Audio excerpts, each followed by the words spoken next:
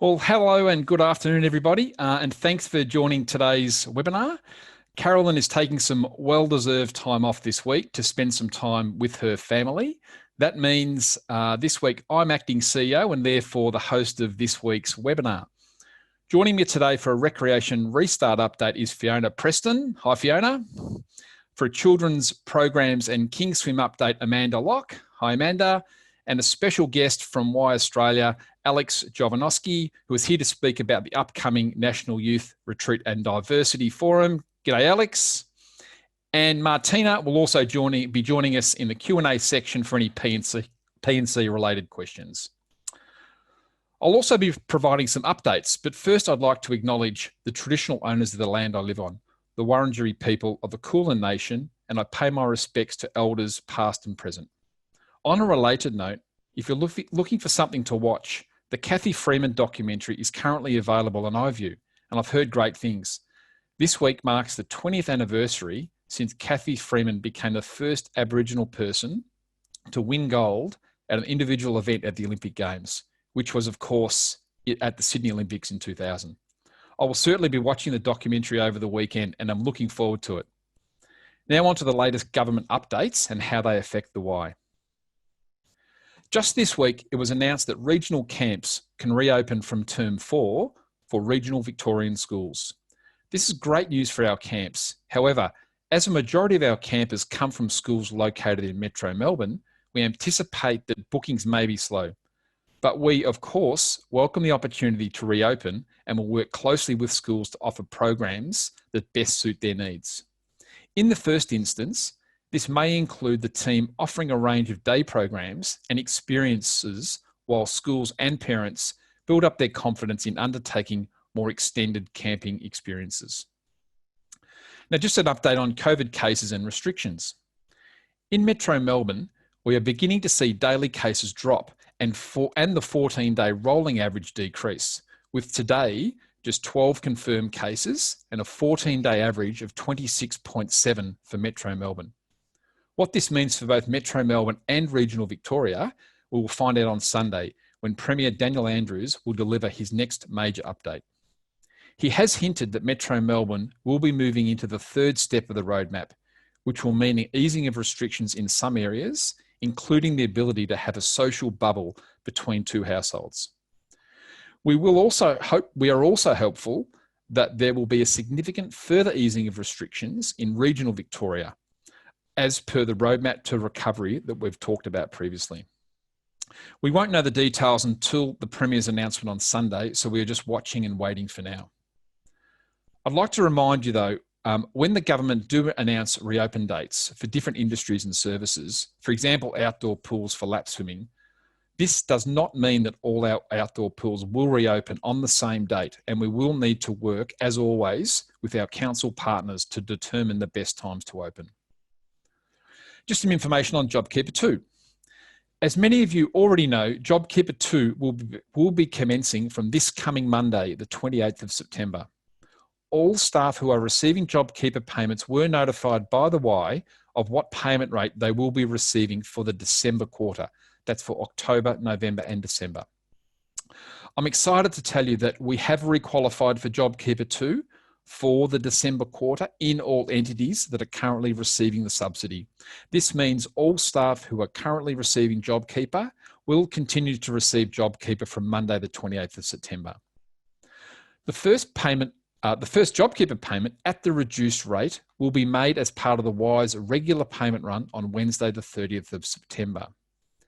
Now, for the March quarter, the payment rate will be reduced to $1,000 for those who work 20 hours or more, and $650 for those who work less than 20 hours. The Y will need to requalify to receive JobKeeper for the March quarter, and we will notify staff if we are eligible before the quarter commences on Monday, the 4th of January. For those staff who are feeling anxious about having JobKeeper payments reduced, we urge you to contact Centrelink to see if you are eligible for an additional payment. Those of you who will receive the $1,200 per fortnight could receive up to $276 a fortnight from JobSeeker, and those who receive $750 per fortnight could receive a top-up of $546 from JobSeeker. Please note, though, that Centrelink will take your personal circumstances into consideration, and the figures I just mentioned aren't guaranteed. However, the Victorian Government has waived the mutual obligation component of JobSeeker, so it can be taken as a top-up for those receiving JobKeeper. We will include some information and a link to the Centrelink website in this week's follow-up EDM. Now, just an update on some Kingswim and camping grants. Look, really, just to demonstrate our continued efforts to secure further financial support, we are assessing our eligibility for a further business support grant for Kingswim and camping that was recently announced. This is in addition to the Victorian State Government support grant I mentioned last week, which is open to key businesses that are noteworthy contributors of social and economic benefits to Victoria. And just some exciting news around our virtual staff and volunteer celebration. This year has been tough, and every single one of our staff and volunteers has made an important contribution to the Y. We want to celebrate and thank you for the contributions and sacrifices that all of you have made for the Y this year, which is why we'll be hosting a virtual staff and volunteer celebration later in November. Normally, we would host the Staff and Volunteer Awards in the CBD, but this year, our virtual celebration will be a bit different. We feel it's important, however, that we take the time to recognise our Y heroes, those who have gone above and beyond in the face of such adversity this year. We have aligned our award categories and nomination process with the Y Australia National Awards, which means the categories for awards and the nomination process are different to previous years. The award categories for this year are the Safeguarding Award, the Staff Member of the Year Award, the Volunteer of the Year Award, the Power of Inspired Young People Award, Program of Excellence, the IC Howard Staff Scholarship, and the 2020 Hero Award. Nominations are now open for all these awards, and the submission form will be provided in today's follow-up email. I encourage you all to nominate your colleagues if you have been inspired by them or believe they deserve special recognition in 2020. Nominations must be submitted by 5 p.m, Wednesday the 7th of October. I'll now hand over to Fiona for a Recreation Restart update. Thanks, Fiona. Thank you, Pete.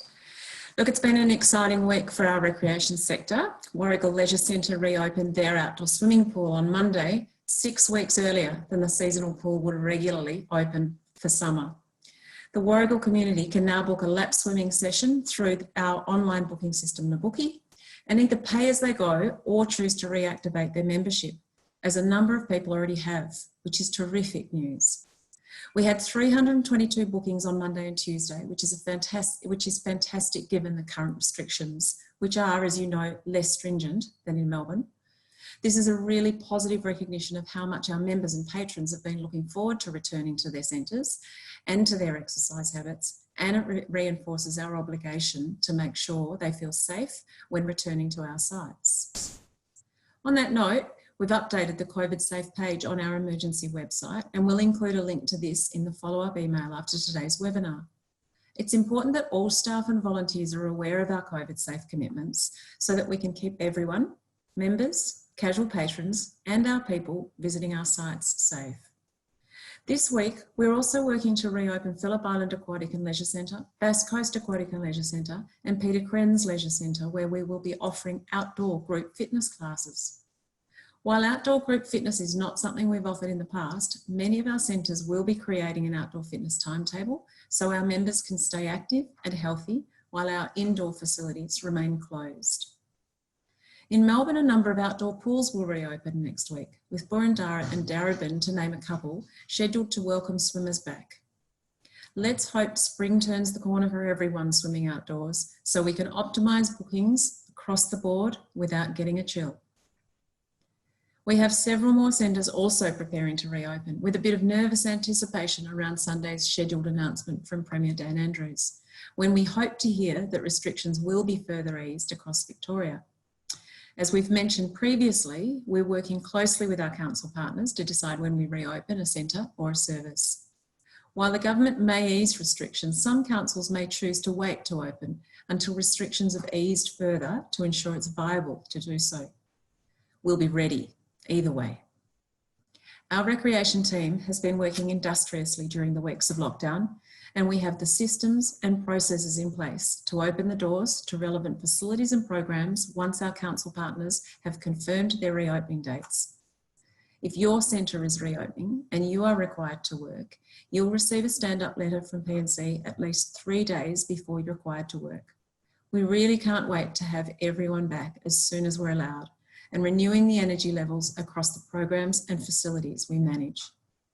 We'll be updating the reopening page on the emergency website weekly with information about which centres are reopening and with what services. The page will also include information about our other sectors. And again, we will include a link to the reopening page in the follow-up email after this webinar. I'm now going to hand over to Amanda. Cheers. Thanks, Fiona. And I'll start with a children's programs update. In Metro Melbourne, our children's programs are currently still only accessible for essential worker families, while in regional Victoria, these rules no longer apply as they have moved into the third step of the roadmap. For our OSH programs, these will return as soon as school returns on the 6th of October for all grades in regional Victoria, and in Metro Melbourne, they will return on the 15th of October for prep to grade 2. In some really great news for the sector, it has been announced that the current funding package for OSH and early learning centres will be continued, which means that permanent staff will continue to be paid for their contracted hours.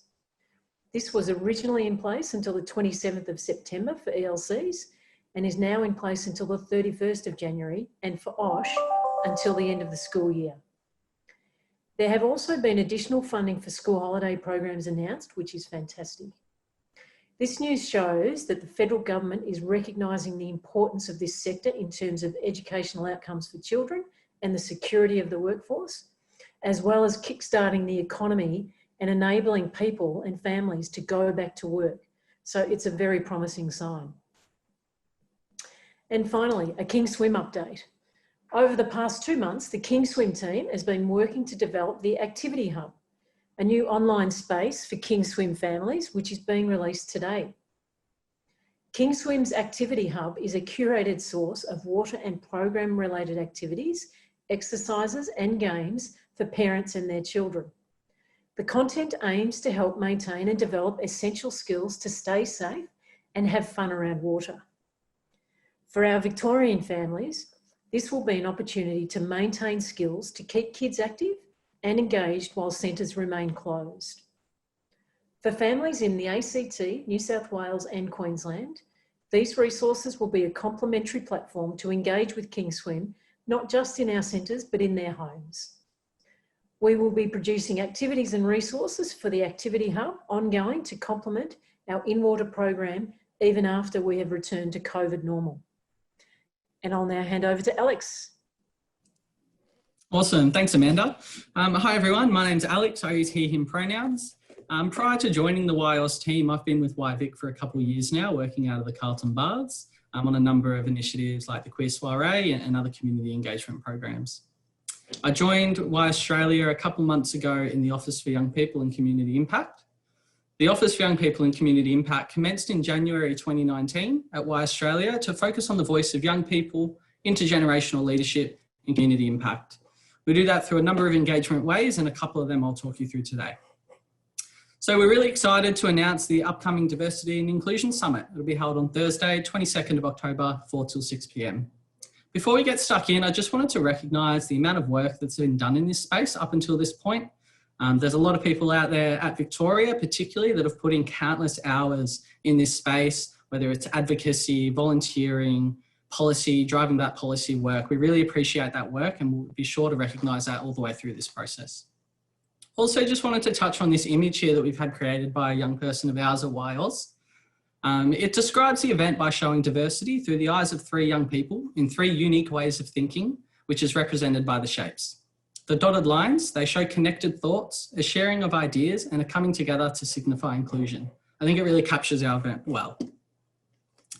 So, the Diversity and Inclusion Summit is an opportunity to have an intergenerational discussion in relation to diversity and inclusion at the Y in Australia in a safe virtual space. We're inviting the voices of young people, senior leaders, people in culture, HR leads, and extending this to all employees of the Y that may wish to attend. We're really excited by this opportunity to have a collective conversation in order to move forward as one Y towards a more diverse and more inclusive future. I wanted to touch on the fact that diversity and inclusion, it doesn't actually sit on its own as a topic. It's interconnected with a lot of issues that face us as young people today, whether it's our mental health, our sense of belonging, or our sense of purpose. We're hoping that we'll be able to address this through this process. I also wanted to acknowledge that diversity and inclusion, it doesn't just affect us as young people, it affects everyone, and it relates to all people in the Y. It doesn't matter if it's a young child attending our OSH programs or a senior leader or whoever it is, it affects us all.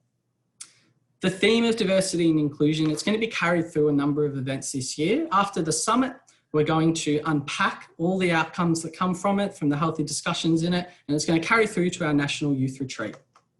The National Youth Retreat is now in its third year, and although in years past was held down at Merrick's Lodge in a face-to-face forum, it'll now be held virtually, which provides us with a number of really exciting opportunities that we haven't had in the past.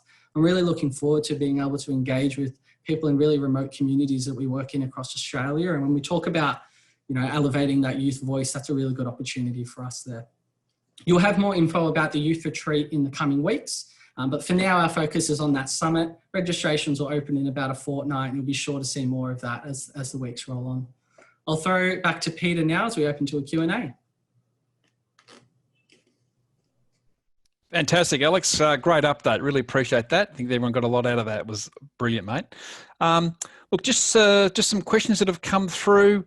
Probably just a couple of quick ones, probably for you, Martina, just in relation to JobKeeper. Do you think reduction of JobKeeper payment will have a major impact on YMCA jobs? Yes, hopefully in a positive way. What we're hoping is that from Sunday we will be on the road to recovery, and as we've said, it's not necessarily going to be a really quick recovery, but we'll be looking at more hours for people rather than less in our organisation. The JobKeeper, once again, it's there to keep employees and the Y sort of connected. So while it continues to help us all remain connected to the Y, we're not in a position where we're going to be reducing people's hours directly related to JobKeeper. Great, fantastic, Martina. Next question, just around, is there an update on the support package for sport and recreation industry from state government? Look, I can take that one. Look, nothing as of yet. Certainly I was in communication with them earlier this week, and they are looking at our proposal, and I actually hope to hear something back next week. So certainly be able to provide an update when we do hear something back on that. Okay, just a question on the awards ceremony. Will the awards ceremony be held during work hours, given that it's online this year? Look, that's a great question. I don't know the answer to that. Martina, would you know that by any chance? No, I don't think. All we know at the moment that it's going to be virtual. No, don't know yet. Might be during work hours, but it might be in the evening. Fantastic. Thank you. Great. Question for you here, Fiona. If government advice changes, will face masks in recreation and leisure be optional or highly recommended? It's a little bit like wanting to have a crystal ball. I can't give a definitive answer to that because I think it will actually be part of the government direction. I do think though that, I do know that we have clarified that in certain areas of recreation facilities, it's not necessary to wear a face mask. So when in the water, for example, swimming, don't wear a face mask. When swimming teaching, don't wear a face mask. When doing a vigorous activity, it's permissible not to wear a face mask. The short answer is though that it will be mandatory face masks outdoors in Melbourne, I'd imagine, for some time to come, but the government will ultimately tell us. Excellent, Fiona. Thank you so much for that. Now, there is a question around return to work in Metro Melbourne to Icon Park and Box Hill, and is there a plan on timing? Can we expect to be, can we plan to work from home for the remainder of the year? Yes, I think it's fair to say we're the plan should be that we'll be working from home for the remainder of the year. The ELT is certainly looking at this point now, and I think probably certainly maybe into the first quarter of next year. But certainly I'd expect remain to work from home for the rest of this year. Next question is, why is the new JobKeeper rate being paid for the fortnight ending the 27th of the 9th when the new rate doesn't start until 28.19? Look, I don't think that's correct. The current rate of $1,500 per fortnight should be paid for that fortnight ending the 27th of the 9th, and the new rate is effective the fortnight after that. So if you've got any questions, please contact the P&C. Next question. Question for you, Alex. How important is championing diversity and inclusion while the org has been in crisis response mode during lockdown? It's a great question, and it's so important.